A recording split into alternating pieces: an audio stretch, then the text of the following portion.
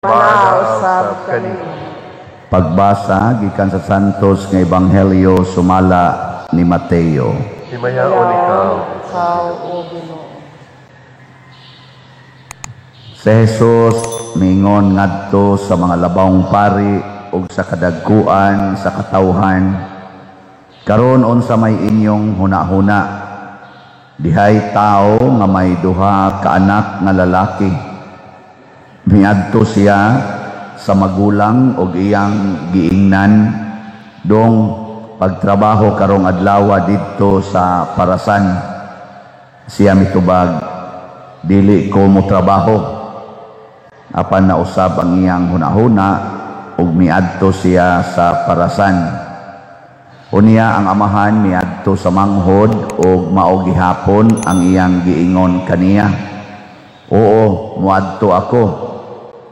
Mitubag siya, apan wala siya muadto.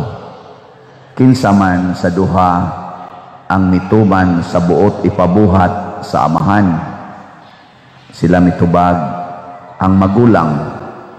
Unya si Jesus miingon, sultihan ko kamo nga ang mga kubrador sa buhis ug ang mga daotang babay mag-una pa kaninyo pagsulod sa gingharian sa Dios.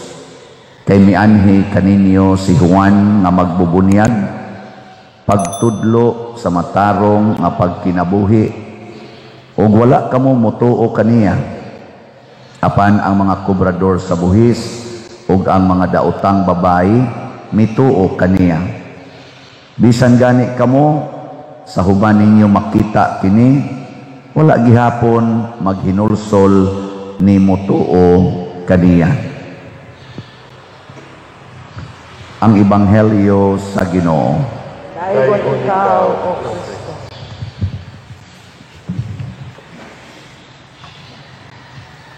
Sa nag-eskwela pa kog high school ug college hangtod nagtrabaho nako, pirmi kong makadungog na gamiton sa mga cause-oriented group kining pulong Juan de la Cruz. Ingon dahil na sila na ay mga balaod nagihimo ang atong gobyerno apan wala gyud ni makapanalipod ni Juan de la Cruz. Nana ba? Ang kanang Juan de la Cruz ang gihimo ng ngalan para sa mga kabus. Juan de la Cruz kanabang generic nga name ba sa usa ka taong kabus. Juan de la Cruz. Pagsuod na kong seminaryo, ang among gipili nga sa among klase nga kana ganing patron saint Juan de la Cruz man, dito paday ko nakahibaw nga ang Juan de la Cruz mao day na siya ang santos nga nahigugma sa krus. Ang iyang gihigugma mao ang kasakit ug ang iyang gitudlo mao ang paghigugma sa kasakit. Nana siya libro ug iyang tudlo nga highlighted sad kaayo kanang iyang gitawag og The Dark Night of the Soul. Kana bang dark night sa atong kalag nga di na kuno di na ta mo bati nga naapatay kalipay, ngit-ngit baka na bitang muragwa na gyoy makita nga possibility nga malipay pata, mao kuno nay the best moment nga makapractice tas atong pagtuos Ginoo. Nga ang kahayag nalas pagtuo mo'y magiya na to ba niya, wa na gid tay makita bisan gamay. Kay philosopher man ni siya nya mystic, ang iyang gihimong description sa kasakit kana yung dark night of the soul. Panahon bitang uban man naghikog, di ba? Ang uban maghikog kay murag anang gitawag nato karon og depression, despair. Kana mo na siya ang gitawag niya og dark night of the soul. Unya unsa may solusyon? Matod pa ni San Juan de la Cruz, kung moabot na gani nimo ang dark night, bisag wa na kay makita, tuuhi nga giagak ka ni Kristo, padayon sa paglakaw, kay moabot ra ka dito sa unahan, o bakita na sad nimo ang bag-ong kahayag. Pero moagi usa ka sa kangitngit. Nya damor kuno nga purting kasulid sa kangitngit sa imong kinabuhi, inigabot na kuno sa unahan nga makakita kag glimpse of light. Kanang gamay lang jud kuno kayong glimpse of light. Ang imo kunong kalipay, grabe kayo. Kay maka-appreciate ka sa light kung niagi ka og darkness. Nakasabot mo, ana? Wa? Mao na'y gitawag og kalipay nga dili lumalabay, permanenteng kalipay. Kana bang nahigugma kas kasakit tungod kay nasayod kang kuyog nimong Ginoo nga gisakit. Mao na ingon si St. John of the Cross, i-connect gid ang imong kasakit sa kasakit ni Kristo. Niagi sad si Kristo ana, katubitang gilansang na sa cross, usa sa iyang mga pulong dito sa iyang 7 last words, ingon siya, amahan ko nganong gibiyaan mo ako. Ano bang wa na siya nakita nga naapay presensya sa iyang amahan?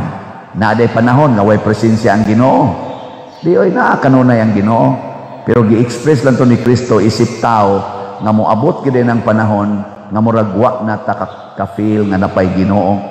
Mao tanang daghang text nako nga, Brother, naputos na kos utang, perti na kong daghanang problema, di apay ginagbisyo na kong mga anak, di apay akong bana, gibiyaan ko to na nagpuyo siyang kabit, gilibak pag yung kong maayos akong mga in-laws, unya putla na nami sa suga, di apag yung ko'y sakit karong bago, wa na padire, wa na ni kapuslanang kinabuhian. Amo na gitawag og dark night. Ana. Nya kasagaran sa atong dark nights di ay bunga ni sa atong pagkamasupilon sa Ginoo. Kanang kada nato supak sa Ginoo makasaha ta. Nga inikasaha nato kanang sala mo nay muda nato ngadto sa kangitngit. Kay ang Ginoo kahayag man, ang sala kangitngit. Mag-anam og kadaghan ang atong mga sala, mag-anam sad og kangitngit. Kunya kay si San Juan de la Cruz, si Santa Teresa of Avila, mga buutan man to, wa man to isa, si Kristo wa man sa isa, ngano mang experience man sila og dark night. Hibaw mo ngano, tungod yapon sa sala, ang sala sa mga tao nga naglibot nila, maoy nakapahimo nilang gisakitan or gisakit. So sala yun, mo'y hinungdan. Muna si Kristo, ingon siya, naapiktuhan man ko sa silot sa sala, nga mao ang kangitngit, moagi ko aning kangitngit, haron maluwas ang mga makasasala. Mao sa nagibuhat ni St. John of the Cross, ang iyang pag-reform sa simbahan or sa kinabuhi sa mga religious o sa mga pari, dili pinaagig kusog. Wa siya gipangpatay nga mga tao. Wa siya gipanghulga nga mga tao nga kung di mo mag-usab, patyon ta mo. Wa. Dili pinaagig kahadlok ang iyang pag-usab sa tao. Kaya doon naman tayo mga leader sa katilingban na abis na ganig kamo mga ginikanan, di ba? Inyo mo nang batasan, sige ron. Usba niya na, sige. Katilaw di ka na ako ba? Hibaw na biyakag unsa ko ha? Hibaw na biyakag unsa palisiya. Abis na akong pare, moingon man ko, sige, usba na ninyo dong. Sige, usba. Taktakon tagin mo din eh. Nga moingon sa din sa Kristan, may lang, kami makasa, taktakon, ikay makasa, way taktak. Lagi na. Di ba naamuntaan no? Ano bang, ako may nagunit sa sundang, ako'y mutigbas ni mo. Di amon akong authority, nganong imo man kong ipaunay, ako'y mo impose ni mo. Munay ato.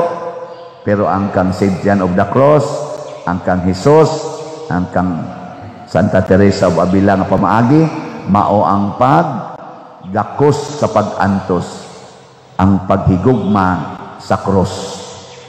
Muna ka na mga pobre, giingnan ginang Kristo, bulahan kamong mga kabos. Kinsa man iyang gipasabot ani, ang mga tao nga migakos sa kasakit. Kay ang daghan kaayong kasakit niining kinabuhia mao gyud ang mga kabos. Sila mao'y daog-daogon, sila mao'y way kwarta, sila mao'y way balay, way dungog, way authority, way dignity. Gitawag na sila og rejected, outcast people. Pag abot na ni Kristo, mao ni iyang gisapupo ang mga tao, ang mga sinalikway, ang mga dinaog-daog, ang mga gipang persecute, gipang lutos.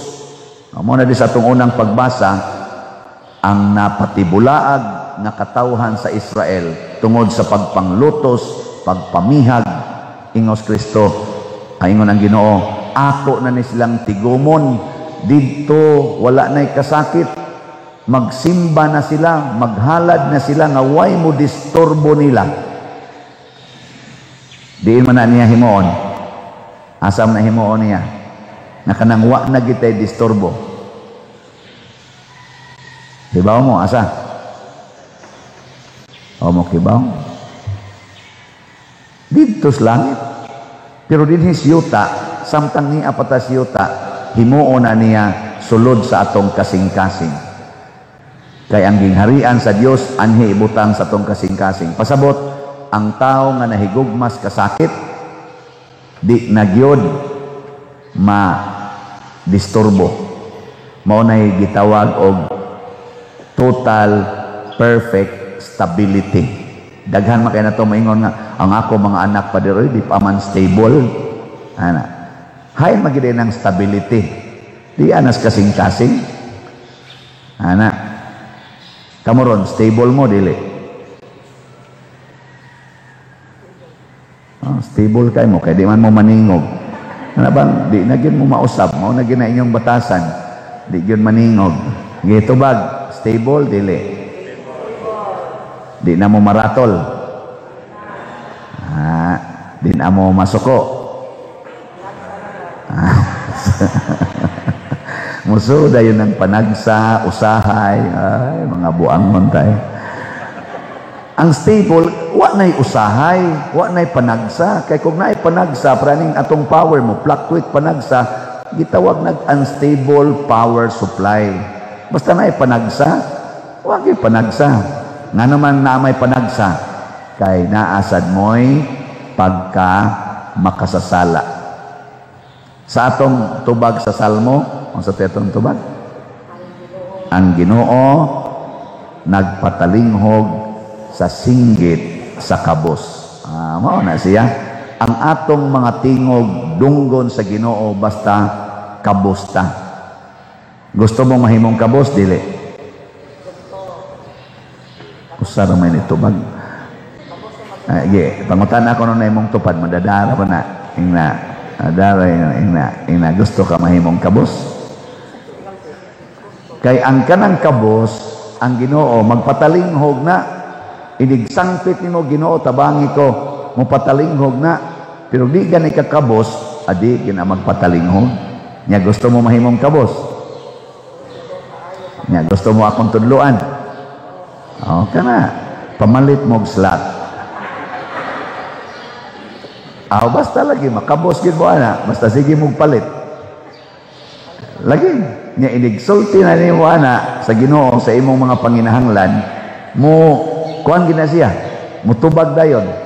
Basta kabos na ka, kay ang imong kwarta gihurot na nimong palit og slot. Karon jotay para batag halin. Pila na lang ni atong halin diri? 3,839 pa atong halin. Pero ato gyapong pakpakan ang mga namalit ani. Daghan pa kay mo makapahimo ninyong kabos, napay 56,161 ka slots. Lasi ka na be. Hotdo ni natong palit karong December, di ba ini ka January, kabos na ta. Nya ini kasugod sa New Year, tagaan din kas Ginoo og permanenteng kalipay, permanenteng kalinaw. Ano sa to di? Permanenteng kahiusa. Sa to divine dops man atong kuan, divine unity, prosperity and satisfaction.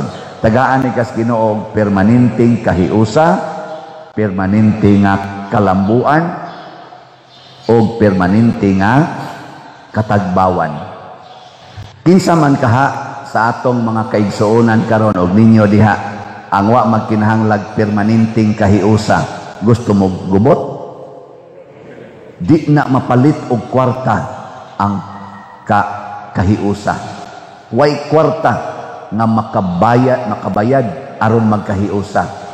Kanang permanente ha, pwede ihiusa na ito kadiyot para nang muanha ang mga dato nga manghatag og mga kanang pagkaon amo pundok na mga tao, pero permanenteng kahiusa lisod na di na mabayaran bisan sa inyong pamilya.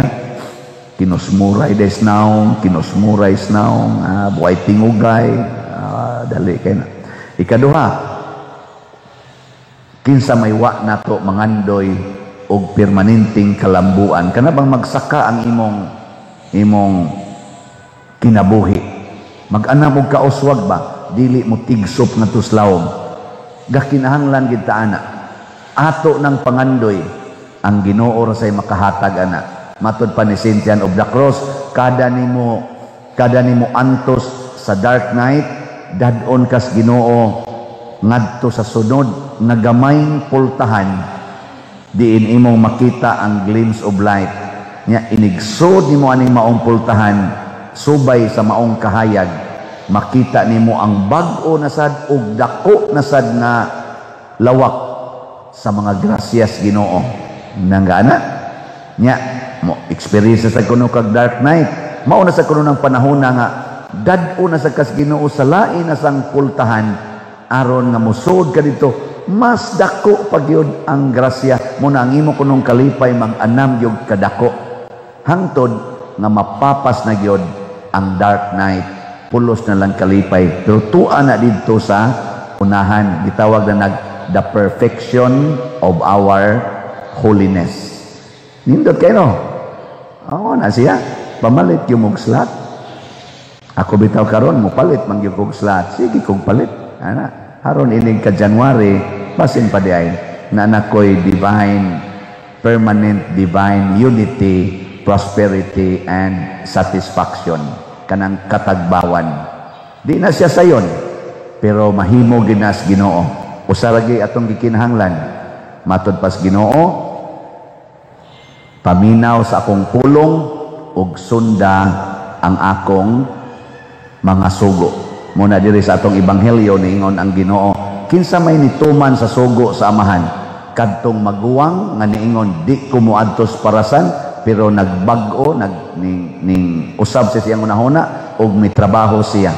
O kadto bakang manghod nga niingon, oh moadto ko pa, pero wa moadto. Kinsa man kuno nagtuman nato? Ang nagtrabaho, dili tong nisulti lang ang nitrabaho. Pasabot ang importante ang buhat no, dili lang pag-ingon nga bitaw pader nindot jud kayo ng mahalin ng tanang slots kay sus kalambuan gina sa atong simbahan nya nipalit ka, ayaw lang sila lay papalitan. Buangon ka nga pagkaanak. Kawakoy kapalit pa diri galisod gani mis bugas tistingi ko nog ingon nga mopalit ka ug di ba kapalit kanang imong bugas ay na nagpalita, dili lang kapalit slot. Yung Ginoo ayaw ka balakag unsa inyong kanon ikaugma.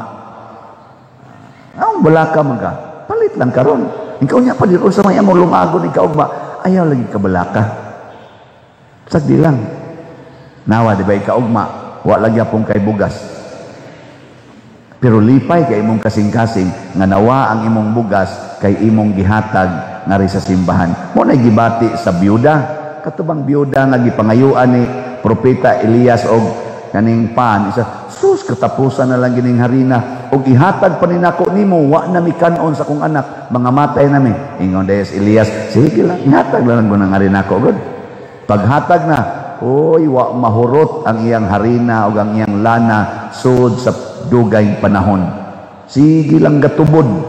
Ana, at istingin na ninyo, kanang kwarta, anak na ninyo ipamalitan ng mga ubang butang, nga kaon ra mo dito, way siguro isunod tuig, diabetes na imong ma-experience, ang pagsakas imong kolesterol, pero ihatag na diri, wa na kay kaon, sige lang kag inom tubig, nga butangan imong jutay ng luya, Ang resulta, hindi ka bagong tuig, wa na kay kolesterol, normal na, imong sugar, wa na, di ba? Hastang imong weight, ni os-os, di naka-obese. Tungod sa imong paghatag, di wa naman kay kaon. Pero wa ka mamatay. Nga naman, na ay grasyas Ginoo. Ika January, mudaghan din ang imong mga grasya, pero kamao na kang manghatag, alipay na kay imong mga silingan, kay dunay mitubo diha nimo nga kabag-uhan. Unsa man ang pagtuman sa sugo sa Ginoong nag-ingon, paghinatagay kamo, paghigugmaay kamo, sama sa akong paghigugma kaninyo.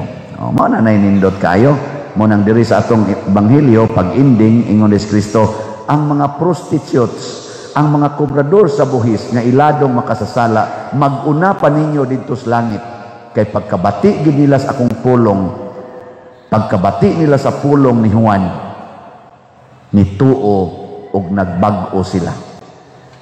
Pero kita usahay, siging dipinsa. Pero kamo hinong ni aron nanimba din hasta nang nanimbas online nga magsigig yung pangitag paagi kada adlaw sigig yung simba, murag liwat siguro mo sa mga prostitutes, no? Gusto mo maliwat sa mga prostitutes nga gisulting Kristo? Gusto mo dili? Ako gusto ko kanang mabag-o ko ba? Mabag-o. Ana, ug maunay nindot nga buhat nga ato karong ikumit niining maong season of Advent og sa ato sang pag-welcome sa season of Christmas. Manindog ta.